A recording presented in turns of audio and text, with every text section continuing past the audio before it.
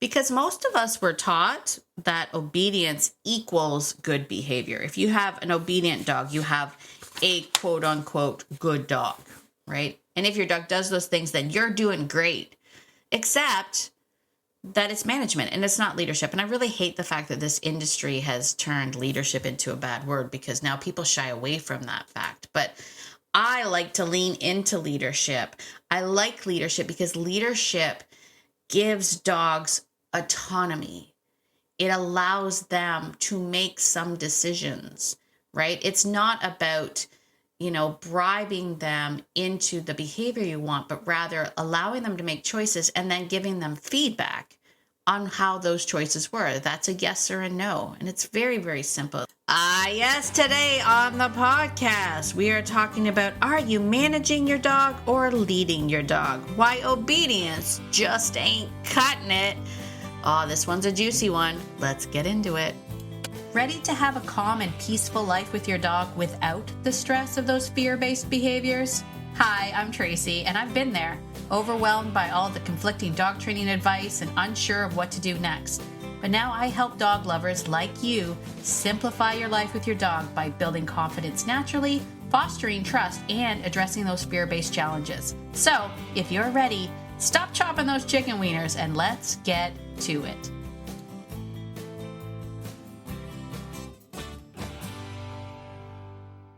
Hey there, friend. Can we be honest for a second? Everything feels a little heavy right now, right? I mean, there's a lot going on in the world. A lot that feels uncertain and a lot that feels out of control. And although your dog doesn't understand what's happening in the news, they absolutely understand how you feel about what's happening in the news.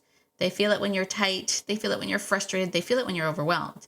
And when life feels chaotic, that behavior starts to feel a little bigger, doesn't it? A little harder, more confusing. So that is exactly why now is the perfect time. And I am inviting you to join me in the Calm Down Dog Boot Camp. Yes, it's true. It's happening. It's free. It's 3 days. It's an hour to an hour and a half each day. We're hanging out live. It's a lot of fun. We're going to be pressing the reset button on this whole thing. Let go of everything else that's going on in the world and just be with your dog in that moment, right? Inside this boot camp, we're going to discover why your dog's behavior isn't actually a training problem. So more training isn't going to fix it. We're going to actually tell you what dogs really respond to. And you're going to see it in real time with one of the coolest videos I ever took. And you're going to learn how to guide your dog to calm without relying on treats and tools and techniques. Because let's be honest, if those things work long term, you wouldn't still be searching for answers, would you? So this isn't about adding more commands. It's about understanding what's really driving that behavior. It's about leadership. I know everyone hates that word, but you're going to learn to love it. It's about trust, and it's about becoming someone your dog wants to follow naturally. And by the end of these 3 days, you're going to walk away with a completely different lens to look at this behavior. You're going to have a clear and simple way to influence your dog. You're going to be more confident in yourself, and you're going to have a path forward that actually makes sense. And listen, don't wait on this, because we are starting today. Inside the free Facebook community, we're kicking things off with a Calm Down Dog Reset. It's the perfect place to begin shifting things immediately. Then we roll straight into the 3-day boot camp. There are fun challenges, there are giveaways, there's prizes, there's live coaching. There is momentum happening right now. You don't want to catch this on replay. You want to be there live while it's happening. So come and join the fun. Join us right now and head to beyondobedience.ca/boot camp. Jump into that free that free community, and let's start this reset together. I'll see you inside. Well, hello, my beautiful friend. It is Tracy. Welcome to Beyond Obedience, the podcast. Super duper welcome. If you are brand new, I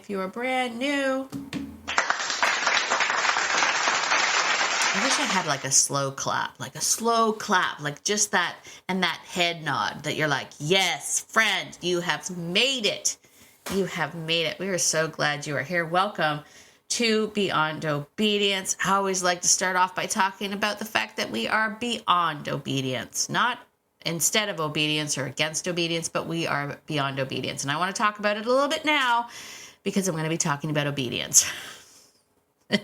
And people are always like, why are you always dissing on the obedience, Tracy? I'm not. Okay, I sort of am, but I'm not. I mean, obedience is good. It's good. I've said it before. If I've said it once, I've said it 100 times. Obedience is, I mean, it's good. It's okay. I mean, don't get me wrong. If your dog loves obedience, there's some dogs out there that just like, they dig it. They love it. They like doing tricks. They think it's amazing. That's fine. If you have one of those dogs, 100% do the obedience. But I mean, I personally don't like it. I mean, it's boring. There's my truth. Truth comes out now. But I wanted to talk a little bit more about it because I've talked before about this idea that obedience is like English as a second language, right? You're teaching your dog, when I say this word, I need you to do this thing. And realistically, it helps the humans feel less frustrated because we're constantly yammering at our dogs like all day long. We want to know that one or two of those words mean something to the dog. And it makes us feel good about ourselves. Like we're like, look I said this thing and my dog did it, right? It's really just for us. No, it is important for dogs to have a shared language. I've mentioned this before. I've talked about this a lot, but there is this idea that, we live in Humansville. And in Humansville, the rules make no sense to dogs, right? And it is our responsibility to help guide our dogs through that experience. And one of the ways to help them is to teach them some English as a second language or insert language of choice as a second language. And so it's important. Okay. I'm going to get that. I'm going to just get that out of the way. So there you go. Not saying it's bad. Okay. But I am going to diss it a little bit. She says all those things and then she goes, but really, here's what I really mean. I wanted to actually just point out the fact that obedience obviously has its limitations, and it has its limitations because you're here. If you're here, you're probably like, yeah, it can only take you so far. It really can only take you so far. And it really isn't the key. It has nothing to do with the dog. It doesn't make your dog happier, right? It does nothing to fulfill your dog's needs. It just helps them feel a little bit. Well, no, it helps you feel better about them being, helps you feel better about what the things they're doing. All right. What am I trying to say? I'm really just get to the point, Tracy. Here's the point. Obedience manages behavior. There, I said it. It manages behavior. Okay. And a lot of you are tired and exhausted because you're constantly managing your dog's behavior. And micromanaging, all that stuff is exhausting. It's exhausting for you, but it's also no fun for the dog. Because most of us were taught that obedience equals good behavior. If you have an obedient dog, you have a quote unquote good dog, right? And if your dog does those things, then you're doing great. Except that it's management and it's not leadership. And I really hate the fact that this industry has turned leadership into a bad word because now people shy away from that fact. But I like to lean into leadership. I like leadership because leadership gives dogs autonomy. It allows them to make some decisions, right? It's not about, bribing them into the behavior you want, but rather allowing them to make choices and then giving them feedback on how those choices were. That's a yes or a no. And it's very, very simple. At least it is to me. I remember actually when, back when I was, in my 20s and taking classic obedience. And I can't remember, I said how long ago it was. I can't remember what side, but the woman was like, the dog should always be on whatever side, the right side, the left side, doesn't matter. And, the head had to be in this position and you walk and the dog is at a heel. And then when they sit, they should sit straight. And if their butt goes out sideways, then you have to and I'm like, wow, that's a lot of micromanagement for a sit position. It's a lot of stuff. And if I'm being honest now, one of my pet peeves, and whenever I'm watching like dog trainer reels where it's like, this is what this dog looked like before with the reactivity, and you see the dog going off the rails, just lunging and barking and whatnot, and then they have whatever happened in the middle, which is you don't know. They have, this is what happens after the training, to show you like we can stop reactivity. I always find it fascinating whenever I see the dog walking on the side of the dog that was the trigger. Like, that is supposed to impress me, right? That I'm like, oh my gosh, you got the dog to walk right close to that trigger. That doesn't impress me. Like that. And in fact, to me, I'm always like, why are you making the dog walk right close to that trigger? Like, it's like, I not only want you to get over your reactivity, I want to impress the world to show them that I can make you walk real close to that thing. I don't like that. I don't like that. You know what I would like? I would like to see what the dog's choices were. That's what I'd like to see what they do. That's why whenever I talk and when I work with my clients, I talk about this idea of, allowing the dog to tell you where they want to be. I'm all about listening to the dog. How do you feel about this dog? I've had so many times where I've looked at a dog and thought, that's a nice looking dog. And my dogs have been like, nope. And they've moved behind me and to the other side of me. And I'm like, how interesting, right? You're picking up something that I clearly am not. I like to, it's a partnership. I like to give them choices. If you don't want to walk next to that dog, I don't want you walking next to that dog. Right now, don't get me wrong. If I have a dog that's reacting, I'm not going to be like, I want to see how you feel about it and then let them like go off the chains. We obviously don't want that. But I'm talking about when the dog is making choices. But quite often our leashes and our obedience, that micromanagement of everything that they do, we're not allowing them to actually say anything. We've got this like shut up and do as you're told attitude towards dogs, which isn't a partnership.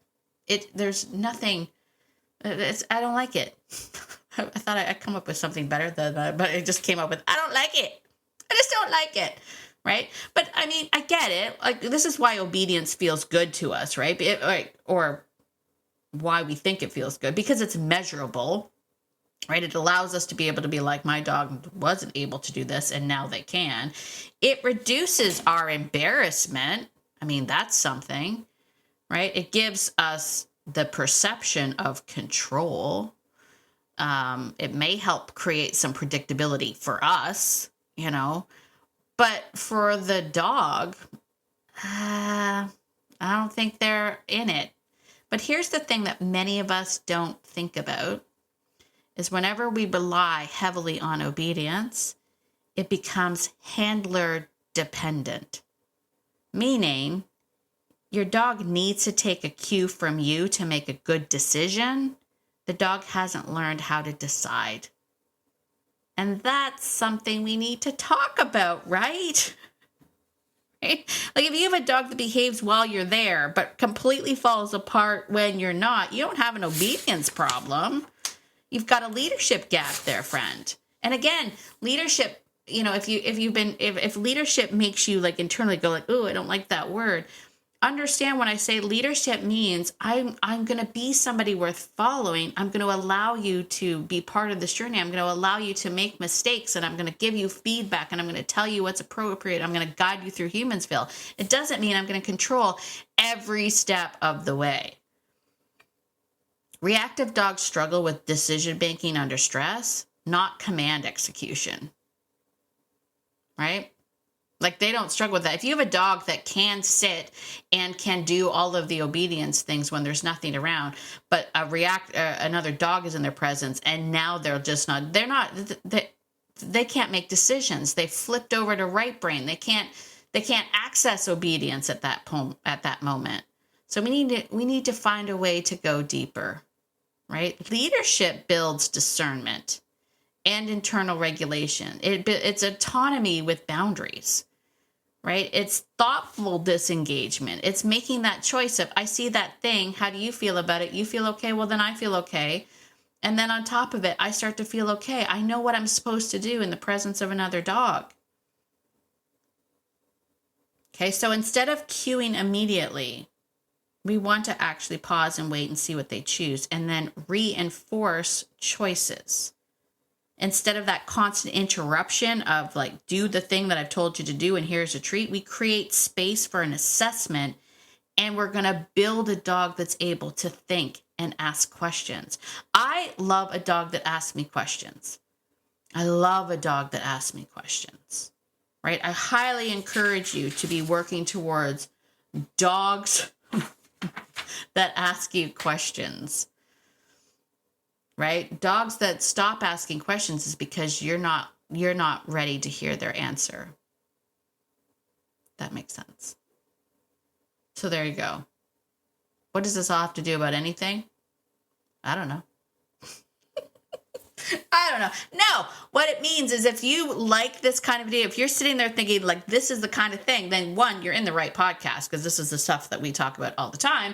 But also, I'm going to encourage you yet again. Oh my gosh, you've got to get your butt to the Calm Down Dog Boot Camp. Yes, it is happening, friend. It is happening, my friend. The Calm Down Dog Boot Camp is happening again. It's happening March 17th, 18th, and 19th. And it's about an hour and a half each day. We're going to sit down. We're going to talk about all the things. One, we're going to talk about why training is not the solution to behavior problems. That's... That's going to hit home. Then we're also going to talk about what dogs actually respond to. Like, what is important to a dog? And you're going to see it in real time. I'm going to show you in real time what dogs actually respond to, and it's going to blow your mind. And then finally, we're going to talk about, what you can do to start guiding your dog to calm without relying on treats and tools and techniques. Womp womp. Treats and tools and techniques, all the things that everyone else is telling you to do. We're going to tell you why you don't need to rely on them. Now, you notice I said rely. I am not against tools, and I am not against treats, and I'm not even against techniques. I'm just saying you don't have to rely on them. Because when we rely on tools and treats, our whole system fails when we find ourselves without tools and treats and techniques, right? We eventually run out of techniques. I call it like you've run out of arrows in your quiver. Sometimes when you're working with dogs, this is like going back from me, but sometimes when I've been working with dogs, they'd be like, oh, okay, you gave me that behavior. Well, I have this solution. And then the dog's like, oh yeah, what about this then? And I'm like, oh, hold on, let me check. And I'll be like, oh, I do. I have this solution. And then the dog's like, oh yeah, what about this? And then you always end up with that dog where you're like, I've run out of arrows. I have no more knowledge arrows in my quiver, happens to us all. So, we need to make sure that we have what it takes to guide our dogs to calm, to reach our dogs in a way that is meaningful without having to rely on treats and tools and techniques. And that's what we're going to be talking about inside the boot camp. But I will say this boot camp is a little different because we're starting today. Like if you're getting this podcast today, we are already doing it. We are already in the group. We're starting it. There's going to be fun challenges. We're going to have giveaways, lots of stuff going on, conversations, all that stuff is happening right now. I need you to go to beyondobedience.ca/bootcamp, grab your spot, join the Facebook group, get started today, my friend. The weeks leading up to the boot camp are, I'm going to say, just as transformative as the boot camp will be. So there you go. Like I am giving you 3 extra trainings before the boot camp even begins. That's how passionate I am about it. So I need you there. beyondobedience.ca/bootcamp. Tell your friends. Join with friends. It'll be a lot more fun. All right. I think that's it for today, my friend. Listen, if you like this kind of stuff, be sure to head on over to Apple, give a 5-star written review. It really helps push this podcast out to more and more dog lovers like you and I. And as always, I need you to get out there today, my dog loving friend, and be the person that your dog thinks you are. Because your dog thinks that you are amazing. And so do I. Have a fantastic day, and I will see you in the next episode. Bye for now.